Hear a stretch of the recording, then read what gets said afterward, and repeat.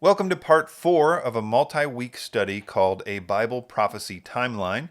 It's being released as a video series as well as on my podcast feed, all available at BibleProphecyTalk.com. This episode is called The Wars of the Antichrist. And for context, it fits on the timeline just after the temple sacrifices start and just before the palatial tents are set up, which we'll look at next time. It's interesting that in Revelation 13, part of the reason people seem to love and worship the Antichrist is because of his war-making capability. It says in Revelation 13:4b, and they worshipped the beast, saying, "Who is like the beast? Who can fight against it?" Some translations say, "Who can make war against it?" Note that this statement seems to be in apparent reverence. I submit that the reason these earth dwellers feel this way about the Antichrist in the end times is because he is casting himself as a defender, as a liberator. His inability to be defeated in battle, therefore, is a it's a good thing from their perspective. And it's spoken of here in Revelation 13 a lot like other biblical passages speak about the Messiah, when Jesus will return in victorious battle against his enemies in the day of the Lord. We see hints of the Antichrist's wars in Daniel 7 and Daniel 8, but it's mostly in Daniel 11 that we get the fine details, and that's where I will be spending most of my time today. So let me explain some things about Daniel chapter 11. This is a huge prophecy from Daniel. It covers the 150 years or so after Alexander the Great's death, in which Alexander's 4 generals fought many wars for the Greek Empire, sometimes called the Diadachi Wars. It's so accurate of a prophecy and so detailed about the events in those days that many critics of the Bible say it must have been written after the fact, but there's no evidence of this. Starting at verse 21, it begins to talk about the deeds of Antiochus Epiphanes, who was a king of the Seleucid Empire. Antiochus is widely considered to be a type of Antichrist because of his blasphemous acts, as I will assume many of you know. Most conservative scholars recognize that from about verse 21 through around verse 30, the events being described are only about Antiochus. There is nothing to do with the Antichrist there. But as is the case in other sections in Daniel and other parts of the Bible, there is a near-far fade-in effect that starts to happen at this point, where the historical type, Antiochus in this case, is in view at first, and then it sort of fades into a future prophecy, where only the prophecy of the future is in view. Most of what I'll be talking about today occurs in verses 40 through 45, which is firmly in the section that is understood by virtually every conservative scholar to be exclusively about the Antichrist. Let me read the section first. It says, "At the time of the end, the king of the south shall attack him, but the king of the north shall rush upon him like a whirlwind, with chariots and horsemen, and with many ships. And he shall come into countries, and shall overflow and pass through. He shall come into the glorious land, and tens of thousands shall fall, but these shall be delivered out of his hand, Edom and Moab, and the main part of the Ammonites. He shall stretch out his hand against the countries, and the land of Egypt shall not escape. He shall become ruler of the treasures of gold and silver, and all the precious things of Egypt, and the Libyans and the Cushites shall follow in his train. But news from the east and the north shall alarm him, and he shall go out with great fury to destroy and devote many to destruction. And he shall pitch his palatial tents between the seas and the glorious holy mountain, yet shall come to his end with none to help him. At that time shall arise Michael, the great prince who has charge of your people, and there shall be a time of trouble, such as never has been since there was a nation till that time. But at that time your people shall be delivered, everyone whose name shall be found written in the book." I'll start off by giving a brief overview of the way that I see this passage, and then I'll spend the remainder of the time trying to prove it from Scripture. I believe that because of the covenant that the Antichrist makes at the beginning of the 7-year period, the king of the north and the king of the south attack him. Remember from the last few episodes, the Antichrist, quote, strengthens the covenant. We also see that he starts the daily sacrificial system on the Temple Mount. These events would be cause for World War III today. It may also be cause for a war in the future. Their motivations may be different, I don't really know, but in any case, these kings attack him first. I believe the Antichrist then proceeds to take control of the entire Middle East, from Egypt to Assyria through warfare. These wars have 3 goals from the Antichrist's perspective, besides the obvious goal of consolidating power for his upcoming kingdom. Number 1, to show his might in war. to put on display, to show everyone how utterly hopeless it is to fight against him and his armies, basically to glorify himself and his, quote, God of fortresses. His second goal, to take control of all the lands that were promised to Israel by God, a key prophecy of the Messiah, that is to establish greater Israel, to make a, quote, highway from Egypt to Assyria. Number 3, if the Antichrist wants people to believe that the Messianic age is about to begin, then these wars are intended to serve as a false eschatological battle which precedes the Messianic age, in both Judaism and Christianity. To the Jews, this would be a false Gog-Magog war. To the Christians, a false Armageddon. Let me start off by defending the idea that these wars in Daniel 11:40 through 45 take place after the covenant but before the midpoint. One of the reasons is because of Daniel 12:1. As most of you know, the chapter breaks in the Bible are not canonical. They were added in the Middle Ages. The chapter break between Daniel 11 and 12 makes some people miss the clear chronological connection, which is made plain by the phrase, "at that time," in Daniel 12:1.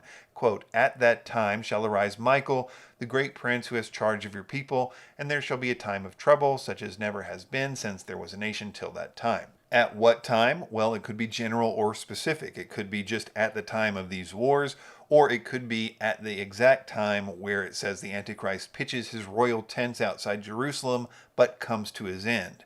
In the next episode, I will argue that this coming to his end is the apparent death and resurrection of the Antichrist spoken of in 2 Thessalonians 2 and Revelation 13 and Revelation 17, which causes most of the world to worship him as God, which precedes him sitting in the temple, declaring himself to be God at the midpoint. And some strong evidence of that is this phrase that Daniel uses, a time of trouble such as never has been since there was a nation until that time.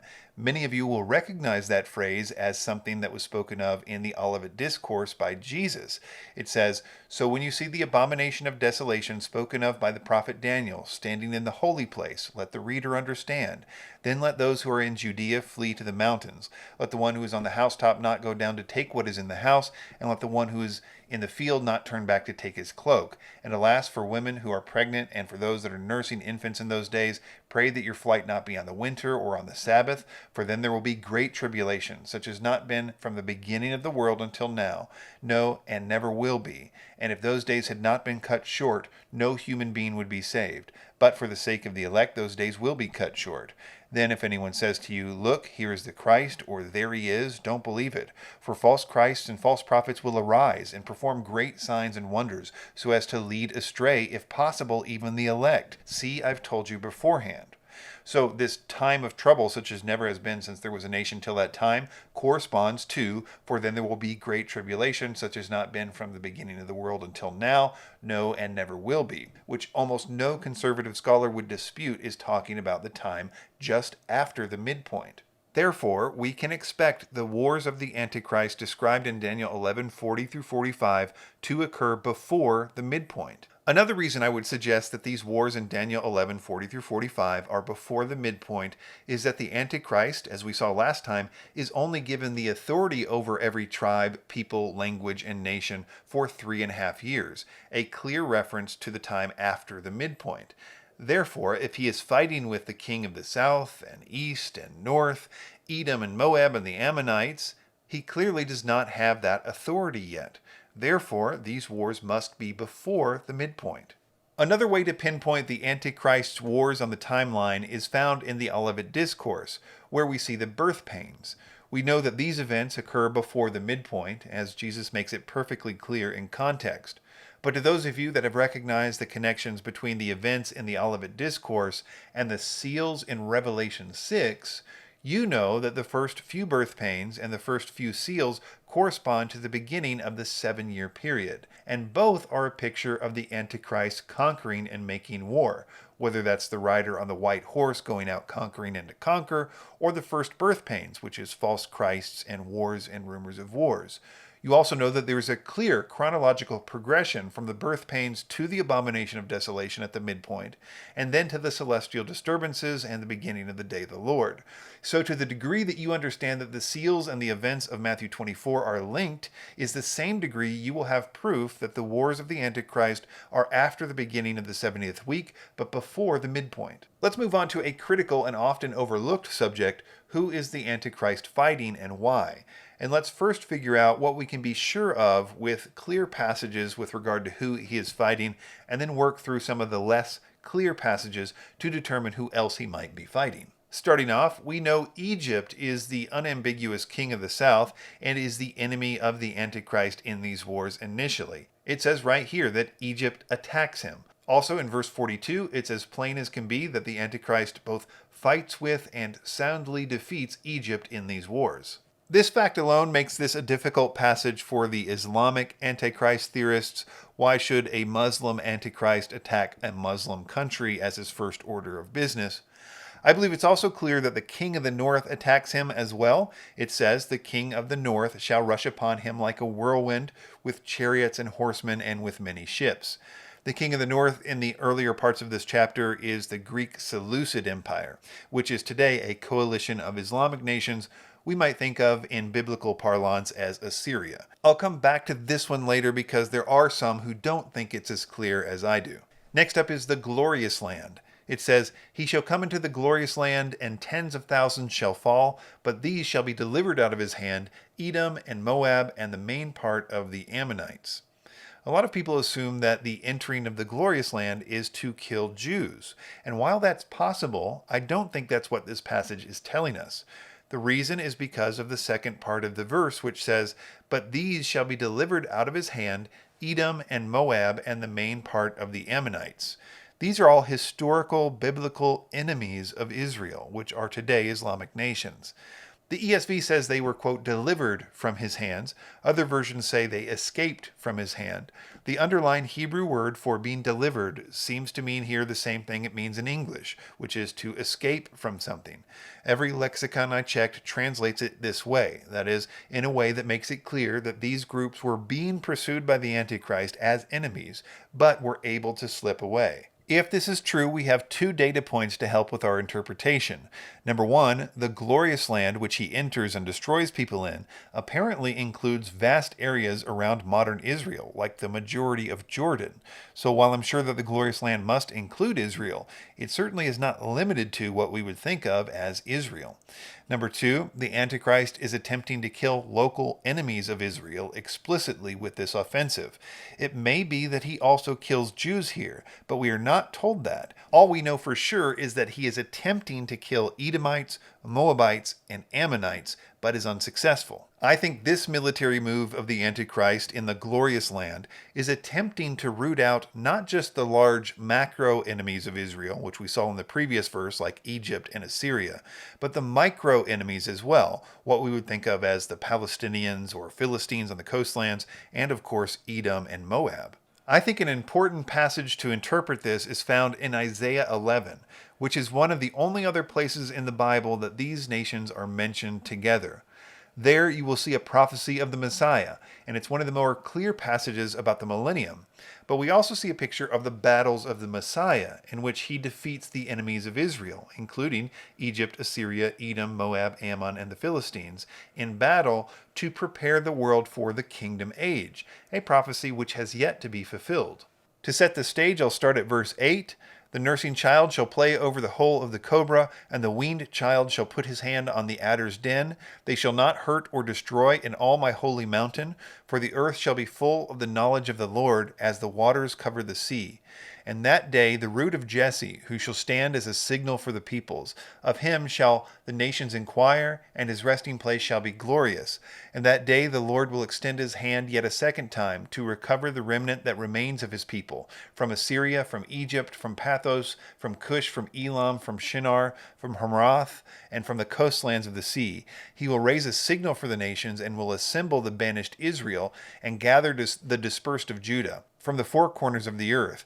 The jealousy of Ephraim shall depart, and those who harass Judah shall be cut off. Ephraim shall not be jealous of Judah, and Judah shall not harass Ephraim, but they shall swoop down on the shoulder of the Philistines in the west, and together they shall plunder the people of the east, and they shall put out their hands against Edom and Moab, and the Ammonites shall obey them. And the Lord will utterly destroy the tongues of the sea of Egypt, and will wave his hand over the river with scorching breath, and strike it into 7 channels, and will lead people across the sandals.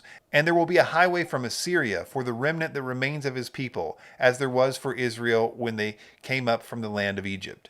There are many such prophecies in the Bible about this pre-Messianic age battle. The idea is that rooting out the micro and macro enemies of Israel from the land, something that was never really done in Joshua's day but was commanded to be done, will finally be accomplished by the Messiah. This will restore the so-called Greater Israel, which is the land that was initially given to Abraham, which is from Assyria to Egypt. And this highway from Assyria to Egypt is a consistent theme to refer to the geography of the Messianic age.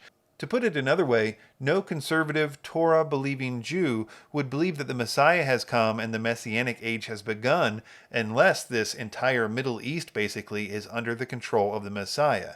And I believe it's as clear as day that that is exactly what the Antichrist is attempting to fulfill in these wars in Daniel 11. One quick sidebar is that I think one of the reasons that this prophecy may have been given is to provide future peoples with a way to prove that the Antichrist is not the Messiah.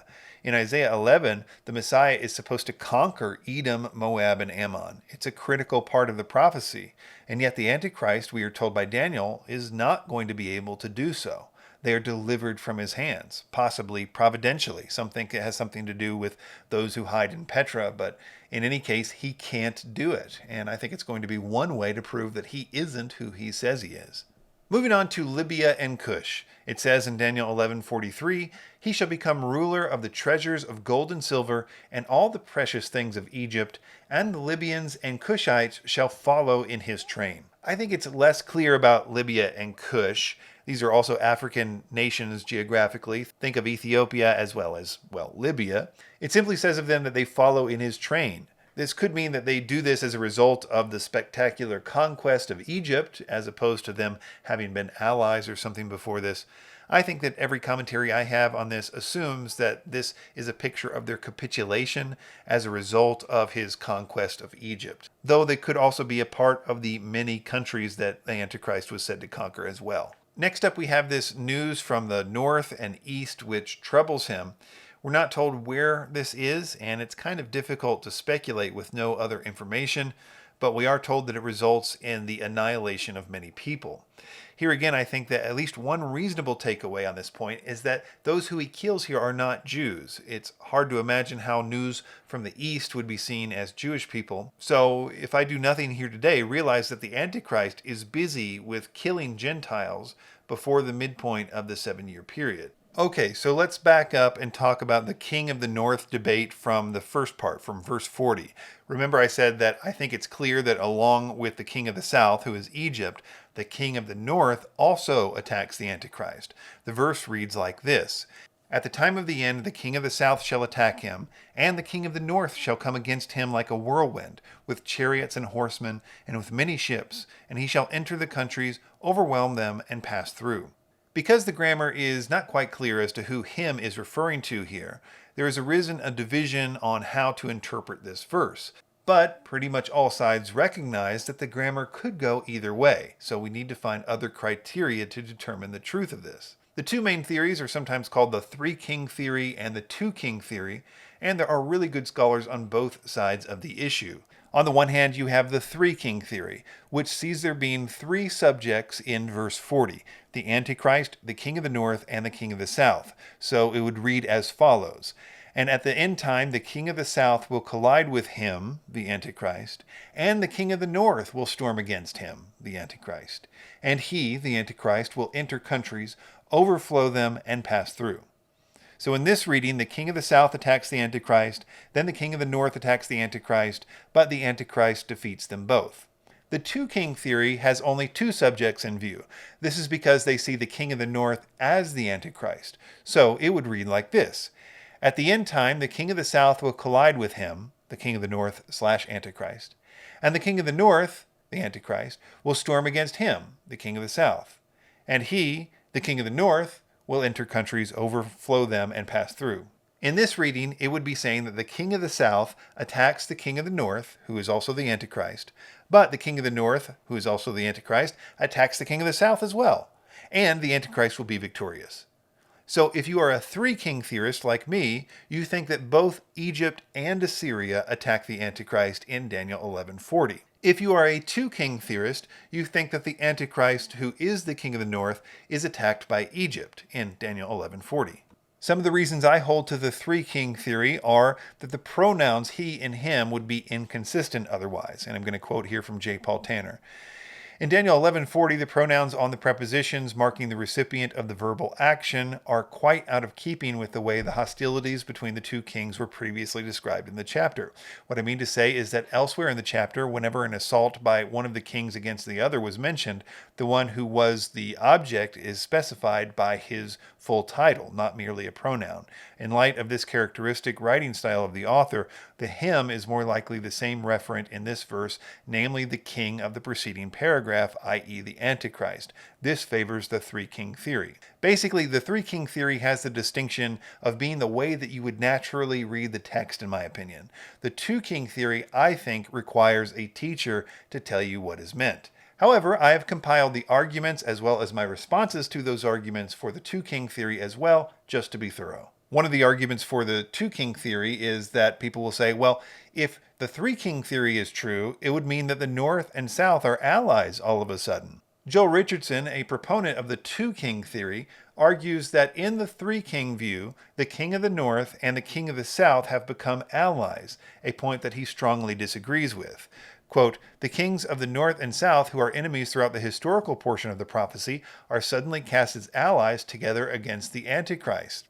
I have two things to say about this. The first is that it's not a necessary conclusion of the three-king theory at all. Richardson quotes Tim LaHaye on this, who theorizes that since the king of the north attacks the Antichrist and the king of the south attacks him, that this is a coordinated attack of allies against their common enemy, the Antichrist.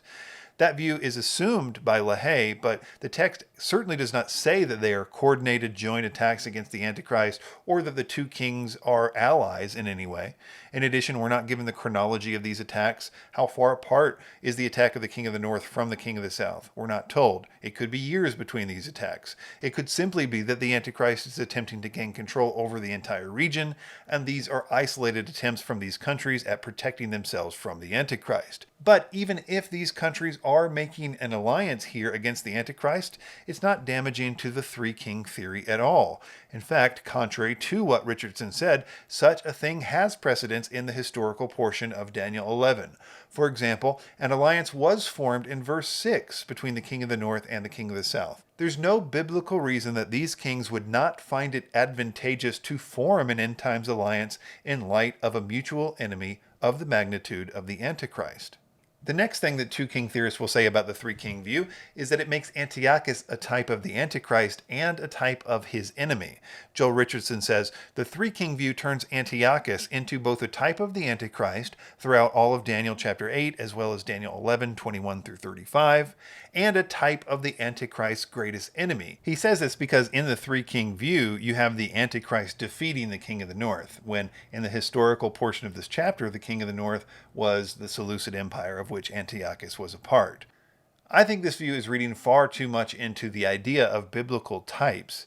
Yes, Antiochus is a type of the Antichrist, but so is the king of Tyre, the king of Babylon, the king of Egypt, and more. But you're going to have nothing but contradictions if you start to demand that the fulfillment of the type will act just as their type did. By this point in Daniel, Antiochus is long gone. Everyone knows it. We're talking about just the Antichrist and the prophecies of his actions here. What Antiochus did or didn't do has nothing to do with this.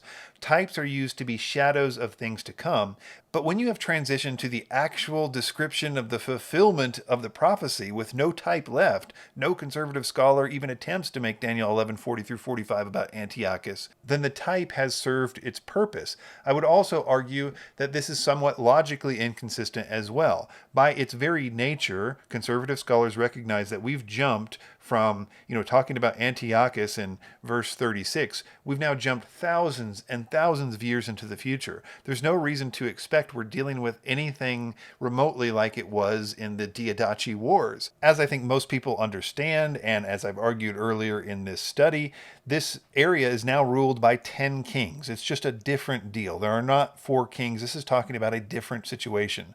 So we read the text and we sit under its judgment. We do not demand, well, it's not like Antiochus would have done. That's just irrelevant to this question.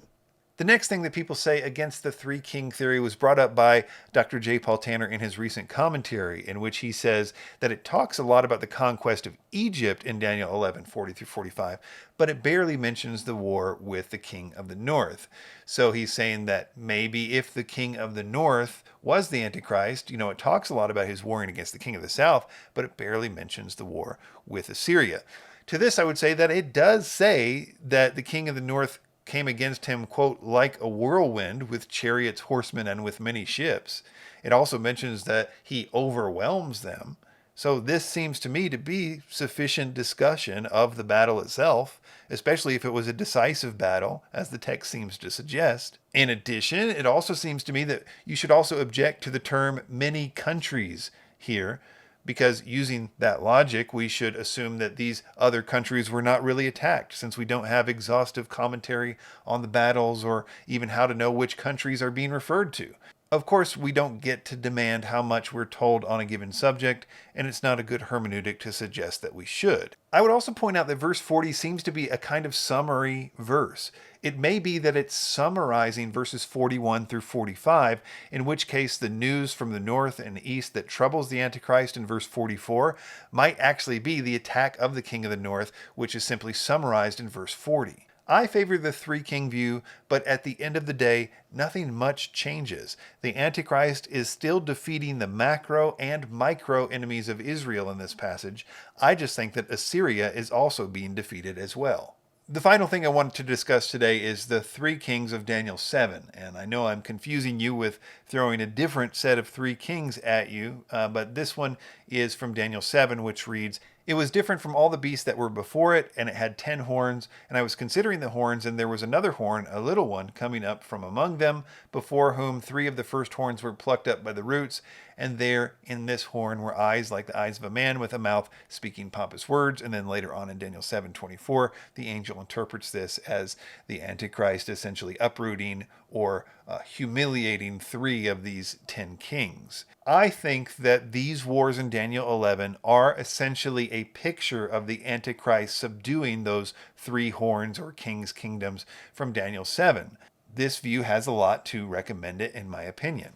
When the angel interprets what the Antichrist does to these 3 kings, it uses this Hebrew word, which is sometimes translated as humble or to bring low or to subdue. He does this to those 3 kings. And in Daniel 11, it's sort of like a picture, a story of capitulation, of almost like groveling. Certainly subduing or humbling of these kings would be involved. I think you can make a strong case that Egypt, Libya, and Cush are described that way clearly as being subdued. I think this would also fit with the timeline, that is, whatever the Antichrist does with the 3 kings in Daniel 7, I think must occur between the covenant and the midpoint for the reasons we've discussed earlier.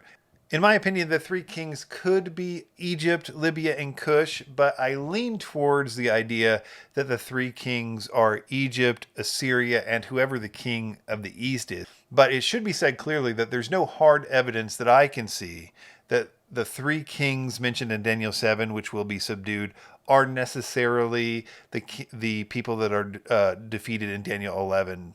It's only a theory, but I think it's a pretty good one. All right, that's it for today. Check out the website, BibleProphecyTalk.com. Subscribe to the podcast on any podcatcher, and I will see you next time. Bye.